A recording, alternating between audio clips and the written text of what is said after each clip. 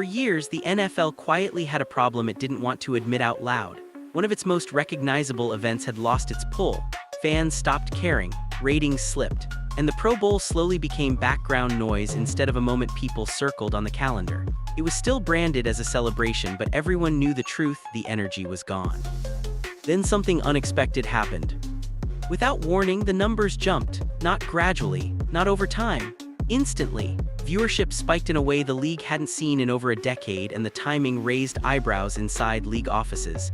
This wasn't a random surge or a holiday bump. It happened at one very specific moment when one player stepped onto the field. That's when the conversation changed. Executives weren't talking about formations or play calls. Network partners weren't debating rule tweaks. The focus shifted to something the NFL understands better than anything else: attention. Because in today's league, attention is power. It drives schedules, it reshapes primetime lineups, and it determines which franchises suddenly matter again. What made this moment even more unusual was where it came from. Not a reigning MVP, not a Super Bowl hero, not a first-round quarterback crowned before he ever took a snap. This surge followed a player most fans weren't supposed to see yet, someone drafted to wait, develop, and stay out of the spotlight. Instead, the spotlight found him anyway. Inside the league, this wasn't viewed as a feel-good story. It was viewed as leverage. If one appearance could shift ratings that dramatically, it raised uncomfortable questions about future schedules, marketing priorities, and which teams the NFL would suddenly push to the front of the line. Because this wasn't just about a game. It was about what happens when a struggling franchise stumbles into relevance, when a rookie disrupts long-standing expectations, and when the league is forced to react instead of control the narrative. And that's when people started asking the real question, not how this happened, but what it would change next. For years, the Pro Bowl had become something the NFL barely talked about. It still existed, still aired, still filled a slot on the calendar, but the urgency was gone. Fans didn't argue about it anymore. They ignored it. Viewership slipped quietly season after season until the event felt more like an obligation than a showcase. Then the numbers suddenly broke pattern. Not by a small margin, not by a rounding error. The ratings jumped so sharply that league insiders immediately noticed something was off. Concurrent viewership surged past anything the Pro Bowl had seen in over a decade, and the spike wasn't spread across the broadcast. It happened in one clear window, one moment, one player stepping onto the field. That's when executives stopped calling it a coincidence. The data showed a near-instant surge, a dramatic swing that doubled last year's audience and shattered internal expectations. This wasn't casual channel surfing. This was intentional. Viewers were showing up for something specific, and the timing made it impossible to ignore. Inside league offices, the conversation shifted fast. The Pro Bowl wasn't revived. It was hijacked. Because the spike didn't come from a format change or a marketing push, it came from curiosity, from anticipation, from a name that suddenly carried weight far beyond a rookie label. And that raised a bigger issue. In today's NFL, attention is currency. Ratings influence everything: primetime scheduling, national broadcasts, sponsorship leverage, even how teams are positioned going into the next season. When one player moves the needle this dramatically, it forces the league to reconsider its priorities. Some around the league quietly joked that the Browns had just done the NFL a favor. Others weren't joking at all. Reports suggested executives immediately began reevaluating how often this team would appear in nationally televised windows moving forward, not because of wins or playoff projections, but because the audience had spoken. What made it even more unusual was who triggered the moment. This wasn't a Super Bowl MVP or a household veteran star. This was a rookie, a player most fans weren't supposed to see yet, drafted outside the spotlight, slotted for development, not dominance, and yet the numbers said people were waiting. That's when the league realized something uncomfortable. The Pro Bowl didn't change, the fans did. They weren't tuning in for the event. They were tuning in for him. And once that became clear, the implications stretched far beyond one weekend, because the NFL now had to decide how to handle a player who was already reshaping its attention economy. Cleveland didn't just have a losing history at quarterback. It had a reputation so heavy that it followed every rookie onto the field before their first snap. Decades of failure turned into expectation, and expectation turned into pressure that swallowed players whole. This wasn't about talent, it was about survival. Since the mid-90s, rookie quarterbacks in Cleveland walked into a situation no one else in the league faced. The jersey carried baggage, the crowd carried doubt, and the moment something went wrong, the noise became deafening. Start after start ended the same way, hope at kickoff, frustration by the final whistle. 17 times in a row, a rookie quarterback made his first NFL start for the Browns and walked away without a win.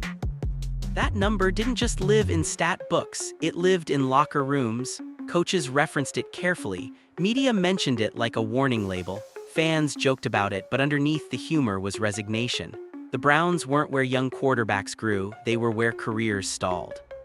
Some of those rookies arrived with massive expectations, high draft picks, franchise saviors. Others were supposed to be safe options, steady veterans masquerading as fresh starts. None of it mattered, different systems, different coaches, same outcome. Over time, the streak became a symbol of something bigger: organizational instability, constant resets, a cycle where development never had time to breathe. Every new quarterback inherited not just a playbook, but the weight of everyone who failed before him. And that weight broke players faster than defenses ever did. By the time the next rookie arrived, the narrative was already written. Analysts questioned whether Cleveland was even a place a young quarterback could succeed. Fans braced for the loss before the game kicked off. The franchise became a punchline not because of effort, but because of inevitability. That's what made the next chapter so unsettling. Because when the cycle lasts nearly 30 years, it stops feeling breakable. It feels permanent, like gravity, something you work around, not something you defeat. Yet quietly, without ceremony, the situation changed. There was no parade. No bold declaration, just a rookie stepping into a role he wasn't supposed to have yet and refusing to play like history applied to him. For the first time in decades, Cleveland wasn't watching a quarterback try to escape the moment. They were watching one lean into it. No panic, no shrinking, no sense that the stage was too big. That alone was enough to make people uneasy. Because when a curse survives that long, breaking it doesn't just change a stat. It changes what everyone thought was possible. And once that belief cracks, everything around it starts to shift, whether the league is ready or not. The original plan was simple, almost cautious. Let the rookie sit, let him watch. Let him absorb the speed of the NFL from the sideline while someone else took the hits. That's how teams usually handle late-round quarterbacks, quietly, patiently, and far away from real pressure. That plan didn't survive reality. One moment changed everything. An injury upended the depth chart, and suddenly the timeline collapsed. What was supposed to be a developmental year turned into a trial by fire. No gradual ramp-up. No protected environment, just a headset, a huddle, and expectations that had crushed others before him. For most rookies, especially ones drafted outside the spotlight, this is where things go sideways. The game moves faster, windows shrink, mistakes multiply, confidence evaporates. It's not just physical, it's mental, and the league rarely waits for anyone to catch up. But this situation exposed something unexpected. Instead of playing cautiously, the rookie played decisively. Instead of shrinking the offense, the Browns trusted him to run it. The calls didn't disappear. The reads didn't simplify into survival mode. Cleveland didn't coach like a team protecting a liability. They coached like a team testing a possibility. That alone raised eyebrows. Because coaches don't do that unless they see something in practice that doesn't show up on stat sheets. Command in the huddle, calm under pressure. The kind of poise that can't be simulated in preseason reps. From the opening drive, it was clear he wasn't there to manage the game, he was there to participate in it. The ball came out on time, the pocket didn't rattle him, when plays broke down, he didn't freeze. That matters more than people realize. This wasn't a rookie surviving behind a dominant run game or hiding behind conservative calls. He was asked to make real decisions and he didn't flinch. That's rare, especially for someone who wasn't supposed to be in this moment yet. Some fans expected the offense to clamp down after the first mistake. It didn't. The trust stayed intact, and with each series the tension shifted from fear to curiosity. Because now the question wasn't whether he could get through the game. It was whether Cleveland had accidentally skipped a step in its rebuild. When a player performs like this after being rushed into action, it doesn't just challenge scouting reports. It challenges timelines, development plans, even assumptions about how quarterbacks are supposed to enter the league. And once that door opens, there's no going back. Because the league notices when someone survives the fire. And it notices even faster when they look comfortable inside it. There was a point in the game when the noise shifted. Not crowd noise, not commentary, the internal kind, the moment when defenders hesitate and coordinators start flipping pages faster than planned. It didn't come from a flashy stat line or a scripted drive. It came from a decision.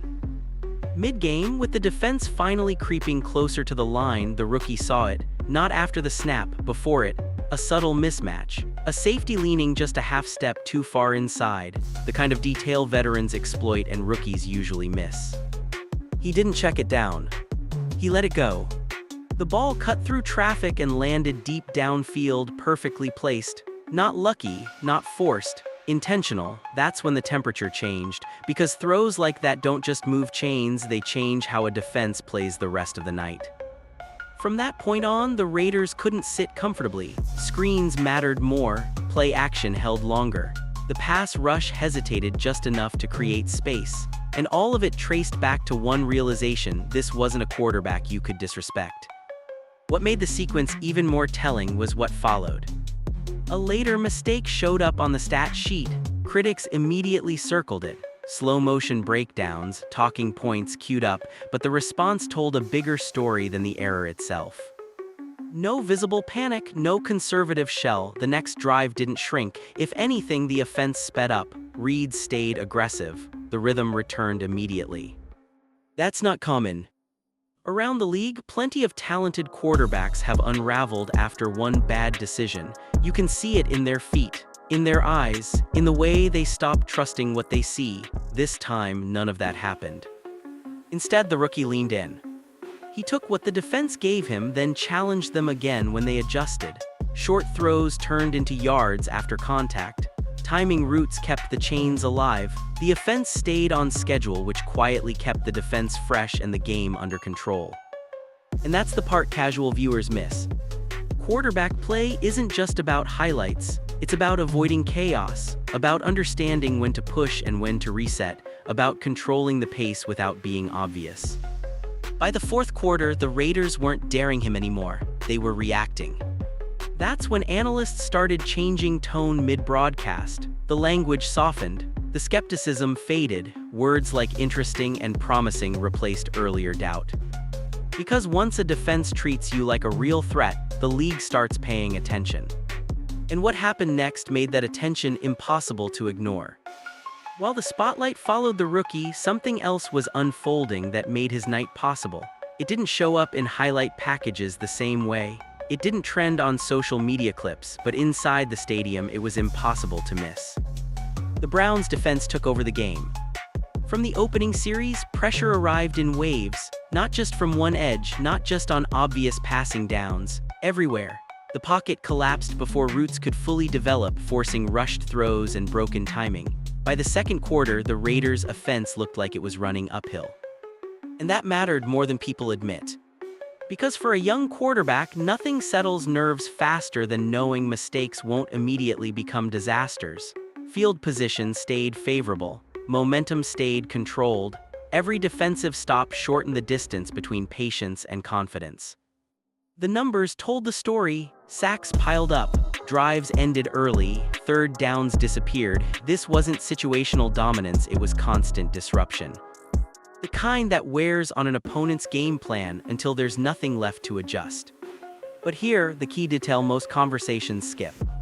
A dominant defense doesn't just stop the other team, it shapes how your own offense operates. With pressure handled on the other side, the rookie didn't have to chase points. He didn't have to force throws to keep up. He could stay within structure without feeling restricted. That balance is rare. Instead of putting the entire outcome on a first-time starter, Cleveland let the game breathe. Run-pass decisions stayed clean, tempo stayed intentional. The offense wasn't reckless, but it wasn't afraid either. and when scoring chances appeared, they didn't vanish. Points went on the board when they needed to, drives ended with purpose. No sudden collapses, no panic possessions. That's how wins are built quietly, efficiently, and without handing momentum back. Some fans immediately credited the defense for carrying the night, others leaned into the quarterback storyline. The truth sits in between, one doesn't work without the other. A rookie can't settle in if he's constantly digging out of holes. A defense can't dominate if the offense keeps handing the ball back. This was alignment, timing that doesn't happen by accident. By the fourth quarter, the Raiders weren't just beaten physically, they were drained. Short fields disappeared, comeback windows closed, and Cleveland controlled the pace without needing theatrics. That's when the narrative shifted again. Because now the conversation wasn't just about whether the rookie survived his first test. It was about whether the Browns had finally built a structure that didn't break the moment pressure arrived.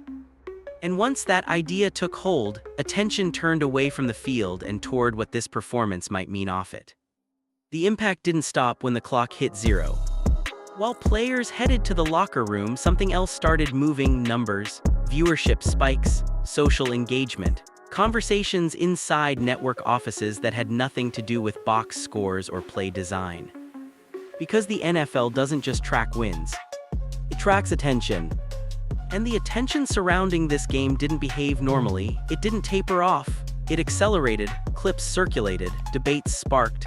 Casual fans who hadn't watched a Browns game in years suddenly had opinions. That doesn't happen by accident. The last name mattered, the timing mattered, and the story landed at the perfect moment, a league always searching for the next face without forcing it into existence. Reports later suggested that internal metrics flagged this game differently than expected, not as a regional draw, not as a one-off curiosity, as something repeatable. That distinction changes everything. Because once a player proves they can pull eyeballs, schedules shift. Primetime slots aren't just about standings, they're about certainty. Networks want guarantees, and while wins matter, intrigue matters just as much. A rookie with momentum, history attached, and something to prove checks every box. Some fans believe the league leaned into the buzz immediately. Others argue it was organic and unavoidable. Either way, the result was the same: Cleveland was no longer invisible. This also reopened an uncomfortable debate. How much does star power shape opportunity? Would a similar performance from a lesser-known name have drawn the same response? The league has always insisted it rewards results, not narratives, but moments like this blur the line. And that's where tension lives. Because while the quarterback earned his moment on the field, what followed extended beyond football. Merchandise interest jumped, social media followings climbed, even neutral broadcasts shifted tone, framing future matchups differently. That kind of shift usually takes seasons. Here it took one night. Veterans around the league noticed too. Respect doesn't come from headlines, it comes from how fast defenses adjust and how quickly teammates buy in. And inside that locker room, belief arrived early. But belief brings expectations. Once the league turns its attention toward you, there's no easing back into anonymity. Every throw matters more, every mistake gets magnified, the margin shrinks. That's the trade-off. Because attention is a privilege and a test. And as the spotlight widened, one final question began circulating quietly around the league. Was this the start of something sustainable? Or just the first chapter of a much louder story? The louder the attention grew, the sharper the pushback became. That's always how it works. As soon as praise turns consistent, skepticism follows. Analysts who stayed quiet during the debut suddenly had concerns. Former players started qualifying compliments. The tone shifted from curiosity to caution almost overnight. Not because of what he did wrong, but because of what expectations do to a story. Some voices began pointing to the stat line again, solid but not overwhelming. Others emphasized the defense, suggesting the quarterback was protected by circumstance rather than brilliance. A few even questioned whether the moment had been inflated by name recognition rather than substance. None of this was framed as outright criticism. That's what made it dangerous. The language was careful. Let's see more. Small sample size, Teams will adjust, all fair points on the surface, but together they formed a familiar pattern, one the league has used for decades when a narrative grows faster than comfort allows. Social media picked up on it instantly. Fans pushed back, clips resurfaced, comparisons started flying. Some argued that rookies with higher draft status were given longer leashes for weaker performances. Others claimed this was simply how the NFL keeps hype in check. The truth likely lives somewhere in between. What mattered more was how quickly the conversation changed. 1 week earlier, the question was whether he belonged. Now the question was whether he could sustain it. That's progress, even if it doesn't feel like it. Inside the building, the noise stayed outside. Teammates didn't flinch. Coaches didn't recalibrate publicly, but preparation shifted. More tape study, more defensive disguises expected, fewer surprises. Because once a quarterback is labeled interesting, coordinators circle the date. And this is where careers pivot. Some players tighten up under scrutiny. They play not to lose instead of playing to win. Others lean in, trusting the same instincts that got them there in the first place.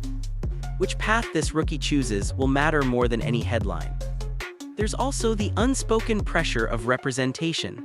Fair or not, every performance now feeds a broader conversation about value, opportunity, and visibility. That weight isn't in the playbook, but it's real. And it doesn't go away. The league loves momentum until it threatens balance, then it tests it. Officials watch closer. Analysts sharpen takes, opponents hunt tendencies. This is the phase fans rarely notice in real time. The moment after the breakthrough, but before the separation. Because the NFL doesn't crown stars quickly. It challenges them first. And as the noise builds, one reality becomes impossible to ignore. The debut earned attention. What comes next will determine what that attention becomes. That's when the chess match really began. The NFL doesn't wait long to respond once a quarterback pops. Film rooms across the league lit up. Defensive coordinators started isolating tendencies, not just from the regular season debut, but from college tape, preseason reps, even practice habits discussed quietly by insiders. This is where the game speeds up. The next opponents weren't preparing for a feel-good story anymore. They were preparing to disrupt timing, disguise coverage, and force uncomfortable decisions. More late rotations, more simulated pressure, fewer clean looks over the middle. And this is where rookies usually stumble. Not because they lack talent, but because the margin for error shrinks. Windows close faster, defenses bait throws, what worked once suddenly feels crowded. Some teams reportedly plan to test patience early. Take away the first read, force checkdowns, see if frustration creeps in. Others wanted to flip the script entirely, blitz early, hit often, and see how the pocket presence holds up when the hits stack. None of this is personal. It's professional respect. You don't get this level of attention unless you've already changed something. What's interesting is how the Browns responded internally. Rather than dialing things back, the playbook reportedly expanded. More motion, more misdirection, subtle wrinkles designed to punish overaggression. That signals trust. It also signals risk. Because once you show confidence in a young quarterback, the entire league notices. If it works, you look visionary. If it fails, the backlash multiplies. Fans picked up on the shift immediately. Some wanted the team to protect the rookie at all costs. Others pushed for letting him cook, arguing that playing scared kills growth faster than mistakes ever will. The split wasn't about talent. It was about timeline. Is this a slow build, or is the window already open? Media debates followed the same fault lines. Pundits argued over whether the spotlight was arriving too early, whether the weight of expectation could distort development, whether Cleveland had learned from past quarterback misfires or was repeating them with better branding. And quietly, another narrative formed. If this works, it changes how teams view draft value. A fifth-round quarterback commanding this level of attention challenges long-held assumptions. It suggests evaluation misses, systemic bias, and the uncomfortable idea that confidence and command might matter more than pedigree. That idea makes front offices nervous, because it forces accountability. So the league adjusts, the coverage tightens, the questions sharpen, the grace period disappears. And now, the story isn't about whether he belongs. It's about whether he can evolve faster than the league can contain him. Because the next phase doesn't reward potential. It rewards answers. And that's where this story stops being comfortable. Because what Shedeur Sanders just did wasn't a one-off moment, and it wasn't just about breaking a streak or boosting ratings. It forced the NFL to confront something it doesn't like admitting out loud: that control over narratives is slipping. For decades, the league decided who mattered based on draft slots, market size, and legacy approval. You waited your turn, you earned visibility slowly, you proved yourself before the spotlight arrived. That system worked because everyone agreed to it. Shedeur didn't. He skipped steps, he collapsed timelines, and now the league is reacting in real time. Cleveland didn't just find a quarterback, they found relevance. Suddenly, a franchise that lived in the background is driving conversations. National broadcasts, jersey sales, debate shows leading with Browns segments instead of apologizing for them. That doesn't happen by accident. But here's the part that should make people uneasy: success creates expectations faster than it creates stability. Every next game is no longer a learning experience. It's a test. Every mistake is magnified. Every quiet quarter sparks questions. And the NFL is ruthless when momentum slows. Some fans believe the pressure will sharpen him.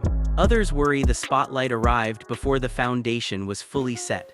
Reports suggest teams are already game planning differently, not just schematically, but psychologically, testing patience, discipline, and emotional control.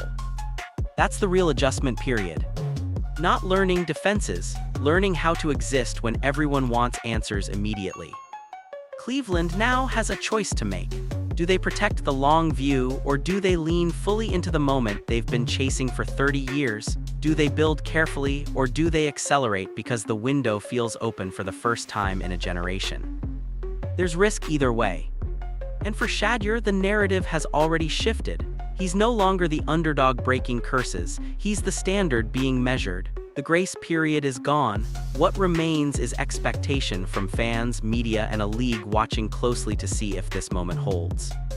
Because if it does, it doesn't just rewrite Cleveland's future. It rewrites how quarterbacks are evaluated, how draft value is interpreted, how star power is identified before permission is granted. And if it does, the NFL has a long history of turning flashes into cautionary tales. So the real question is whether Shedeur belongs. That's already been answered. The question now is whether the league is ready for what happens if he keeps winning, and whether Cleveland can finally carry the weight of belief without dropping it again. Because this time the spotlight isn't leaving.